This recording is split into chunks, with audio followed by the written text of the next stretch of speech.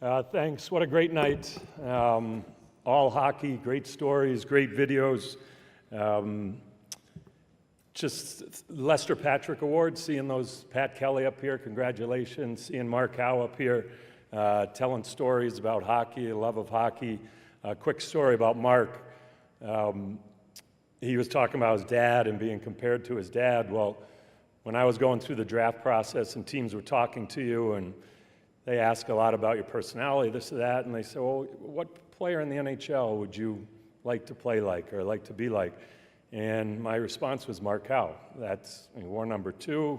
He played a game sound in his own end, moved the puck, up involved. And I said, that's the player. And each guy would nod their head, and they said, well, if you could have a career like Mark Howe, you'd be one heck of an NHL player. So going forward, Mark and I actually got to spend some time together. I was a rookie, and we did a promotional event. So that was a huge deal for me early in my career. A great guy, and certainly fun to see you be celebrated here tonight. Coach Belisle, to watch your former teammates talk about you. A lot of fun, a lot of interesting stories, I'm sure, behind, but what an incredible record.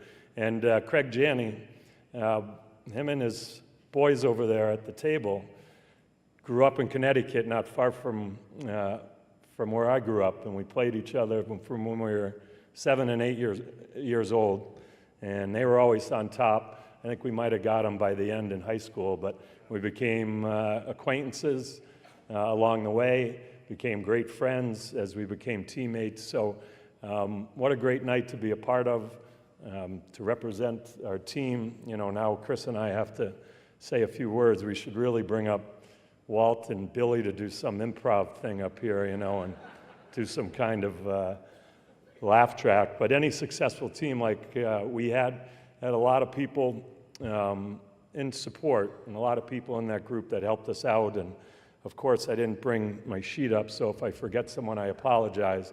But right from, you know, equipment guys with Webby, I know you're here, Bob Webster and Chris Kincaid, and you know, we had the PR guys with Minchie and Rich Minch and Daryl Seibel, with Brian Petrovic. Here we had Dr. Fisher, who's here, our masseuse who couldn't make it. I don't know if he's been found. Jurgen was very important in a short tournament. So all great support, and that continued obviously right on with our management group. Jack Farrar's here helping out. Lou Lamoriello, who certainly put his imprint on that team with the guys he picked, the expectations of what he wanted us to represent the U.S. in what manner. And then the coaches that he picked to run that team, I know Chris and I have talked about it, and other guys on the team, they were perfect for our team at that time. Keith Elaine, Paul Holmgren, and John Cuniff, tremendous competitors, and obviously we were led by Ron Wilson. Right from day one, when they brought us in, they let us know how much they cared about the honor of representing their country as coaches, and then flipped the switch and said, this is what we expect of you. And they preached it right from day one all the way through, and that was, you're not here to compete and think you can win, you should win. And you should prepare every day thinking that way. And it was a great way to start. When you're coming off your summer training, you're getting ready for this tournament, it was a huge wake-up call and focus right away at the task at hand. And that got us off and running through the process. They continued to preach that all the way through. And instead of it getting us focusing, now it started to give us confidence. So it was a great group of guys to lead us. And then we talk about the guys that we had on the team.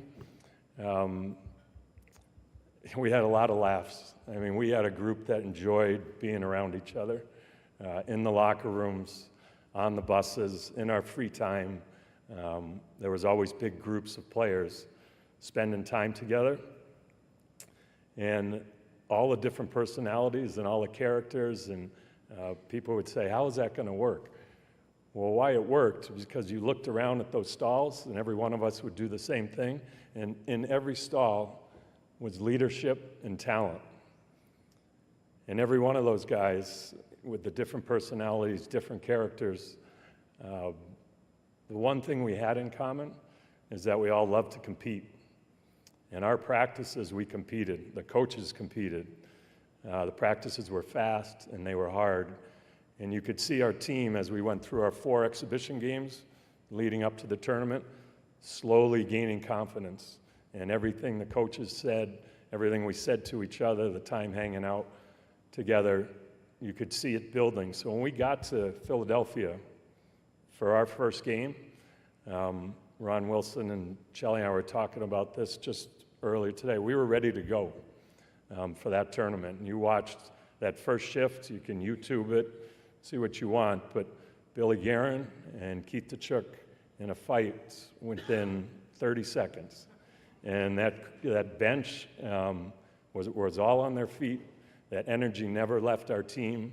The energy through the building was amazing, and we rode that. You saw the highlights. We rode that right through into the finals. We hit those finals, and obviously we wouldn't be here right now if we weren't able to get it done. But you know, to go into Montreal, to see what Hully said, something I know this group will remember for a lot. We've kind of talked and had a lot of laughs just in the short time together about forgetting a lot of the details.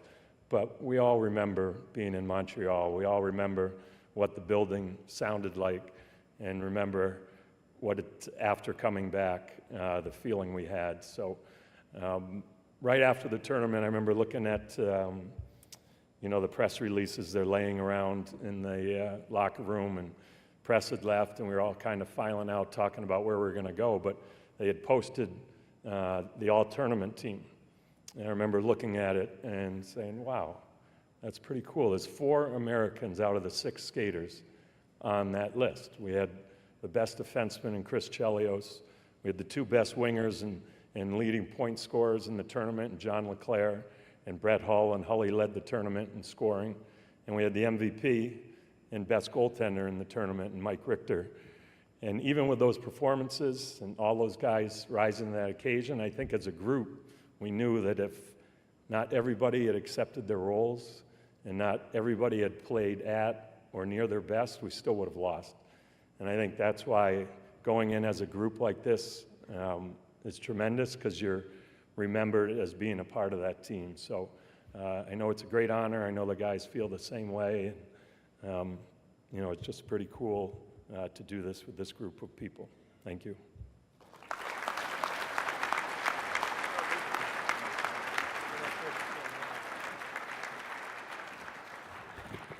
All right, Dave Fisher, when we got together yesterday, told me I can't repeat whatever Brian Leach says, so there's not much left to say.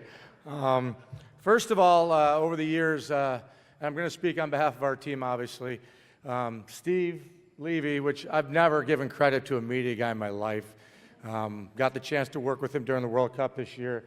In all seriousness, Kevin Allen and Steve Levy, I feel, and I think the guys will say the same thing, have been our biggest backers in USA Hockey from the beginning of our era with USA Hockey. And I want to thank you, Steve.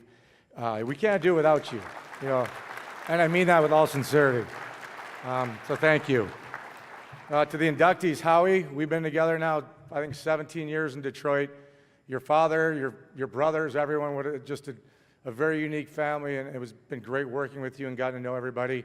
The Belisles, I don't know if I'd like to play for you, Coach, but I'll tell you what, you'd have made me a better person for sure after listening to you and your son speak there, so congratulations. It's great to be inducted with you. CJ, we played together in that one. They all blend together all over the years. But I remember our times together, and congratulations to you, one of the, you know, the smartest U.S. players other than Hully, because he's going to tell everybody he's the smartest guy ever to live. But congratulations to you and your family. I'm getting rambling here. So anyway, we talked about chemistry, and that started with, you know, our coaching staff. I joined the team late because of an injury, or I've gotten a lot of late night calls that 2 weeks prior to the tournament. But we talked about chemistry with a coach, Ron Wilson. the cockiness. Coaches speak to players. Sometimes it comes in one ear, goes out the other. But when you listen to Ron and that voice, back in the day, Ron, you had a pretty strong voice. We've all slowed down a little, but you believed him. We really thought coming into this tournament, the way Ron spoke to us, there was nothing but first place, and from day one, that was our focus. And he was a leader. And then with Homer, where's Homer over there, leading the shenanigans? All I can picture is Homer. You talk about toughness. He represented our toughness. Every day I saw him wrestling or slashing or with Kachuk, Guerin, and it rubbed off on a lot of the players. And then John Cuniff, his courage after the years. We didn't know at the time how serious his cancer battle was, but then for the years when he spoke, it's just something about our coaching staff that this group of guys really believed and respected, and that carried into our success, I believe, at the end. Pat, I don't know what type of job you did with the coach, the goalie coach, Patrick Lane, but great job with Richter, because without Ricky, there's no way we win that tournament. No ifs, ands, or buts. So, Ricky, thank you. You're the biggest reason probably why we're up here today. So.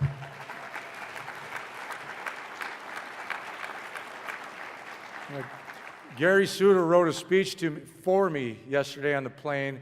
Looked like a kindergartner's writing. I couldn't read half the words. But he made an unbelievable point.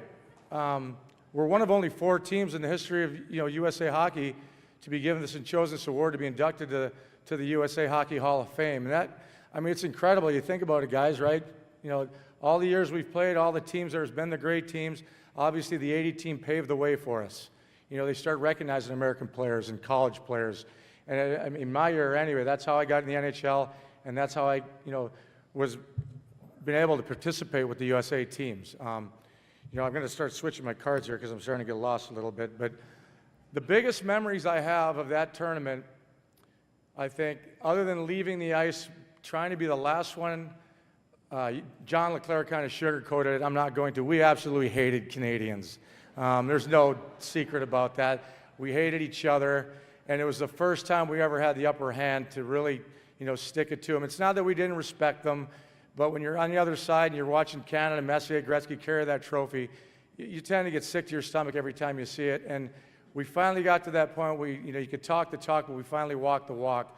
And to silence, well, I'd say 16,000 fans, because we probably had about 2,000 fans in Montreal. That crowd at that moment was probably one of the greatest, moments for me in USA Hockey.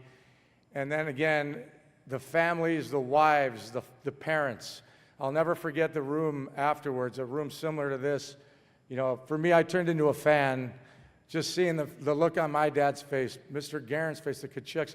Everyone in that room, I don't think anybody had kids at that point, maybe really young, but to me, I'll never forget that. Sharing that with this group of people, their family, and the fans, the supporters. We know we couldn't do without that. USA Hockey's come such a long way. The Ann Arbor programs, now in Plymouth. I got goosebumps the other day watching Matthew Tkachuk play. You guys, Chantel and Keith, you should be so proud of your son. It's always been about family. And again, thank you very much. I don't want to keep going here, but you guys, it's a bond. It will share forever. So congratulations to the team. Thank you.